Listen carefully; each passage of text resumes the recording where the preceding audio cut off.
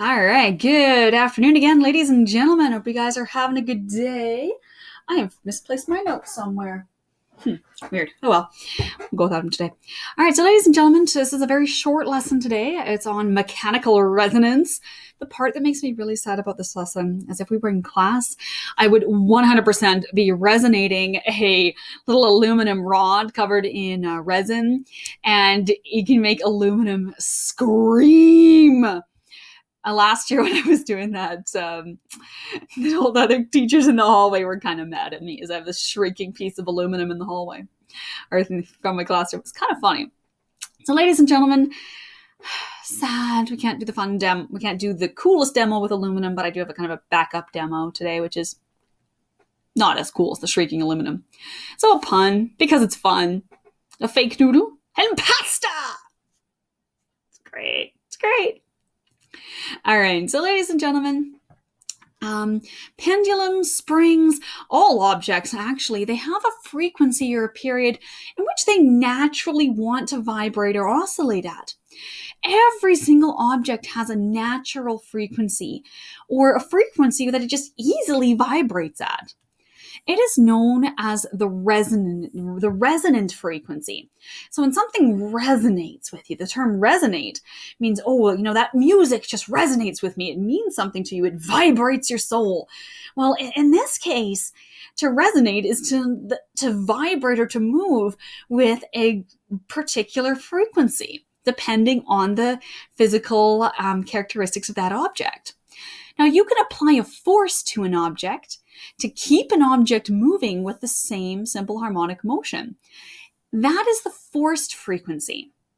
So you can, if you're going to be pushing a swing, for example, we are applying a force to make an object vibrate back and forth, or to swing back and forth.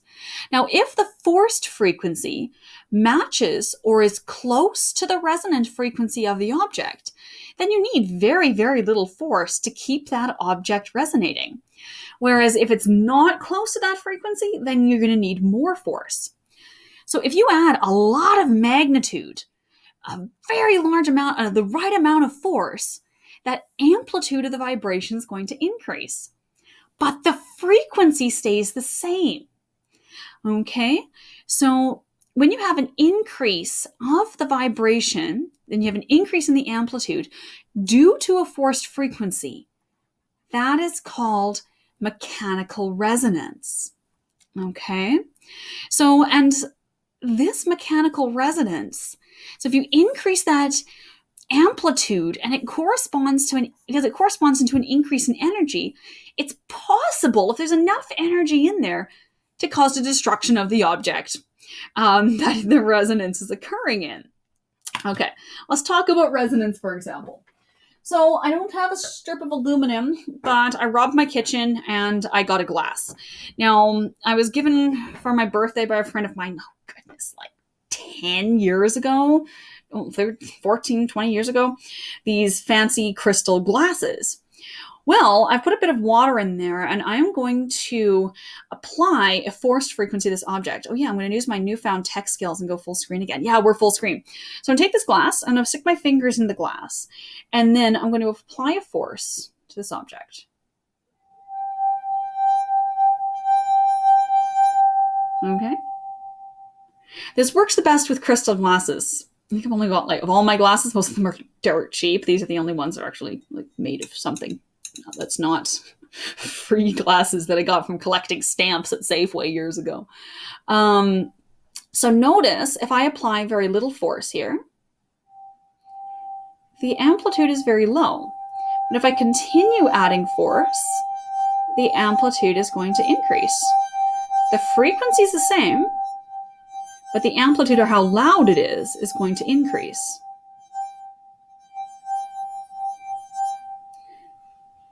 Okay. So if I apply enough force to this, I eventually could break it. But really, I don't want to do that. Okay? As I have broken glass all over the place, and broken glass is a nightmare to clean up. So this is just the resonating of that object. Isn't that cool? Okay. Oops. How do I get back to regular screen? There's the button. We're back. I'm back in the corner. Okay. So that's our example of mechanical resonance. It's way more fun to do with a strip of aluminum because aluminum shrieks. Um, but I guess resonating a glass is as close as we're going to get today to resonance. So, for example, the voice of a singer, so the sound waves would be the forced frequency, and it can be used to shatter glass if the note matches the resonant frequency of the glass and has enough energy. So you guys know Julie Andrews, who played Maria in Sound of Music. She was the queen in Princess Diaries, and she was Mary Poppins in the original Mary Poppins movie. Amazing actor. She had a beautiful voice, and she could hit that high E. And she used it before she wound up needing throat surgery. She used to be able to break glasses with her voice all the time. It's pretty cool. Another example of mechanical resonance is if soldiers are going to march in step. So that means everyone, left foot, right foot, all hitting the ground at the same time. Well, if armies are going to march over a bridge and they happen to hit the resonant frequency of the bridge, they can collapse the bridge. Okay, so that's why when going over a bridge, armies are told to not march in step, but to change the step so they're not marching in step. So they don't collapse the bridge. So that's another example.